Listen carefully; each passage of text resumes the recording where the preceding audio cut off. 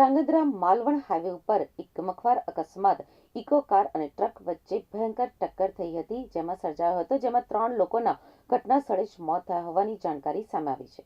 સુરેન્દ્રનગર જિલ્લામાંથી એક દુઃખદ સમાચાર સામે આવ્યા છે.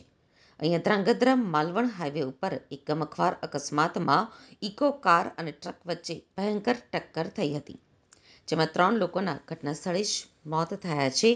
આ અકસ્માતમાં અન્ય 4 લોકો ઇજાગ્રસ્ત થયા હતા, જેમની હાલત ગંભીર હોવાથી મૃત્યુ આંક વધી શકે એમ છે. મળતી માહિતી મુજબ ઇકો કાર અને ટ્રક વચ્ચેના અકસ્માત બાદ સ્થાનિક અને રાહદારીઓ તુરંત દોડી ગયા હતા અને પોલીસ અને એમ્બ્યુલન્સને સમગ્ર મામલે જાણકારી આપી હતી. આ ઘટનાની જાણ થતાં જ એમ્બ્યુલન્સ અને પોલીસ ટુકડી ઘટના સ્થળ ઉપર દોડી ગઈ હતી. હાલ પોલીસે મૃતકોના મૃતદેહોને કબજે કરીને પોસ્ટમોર્ટમ કરવા સરકારી હોસ્પિટલમાં ખસેડ્યા છે. આ ઘટનાને પગલે સમગ્ર હાઈવે ઉપર ભારે ચક્કાજામની સ્થિતિ પણ જોવા મળી હતી, જ્યારે પોલીસે સમગ્ર મામલે અકસ્માતનો ગુનો નોંધી વધુ તપાસ હાથ ધરી છે.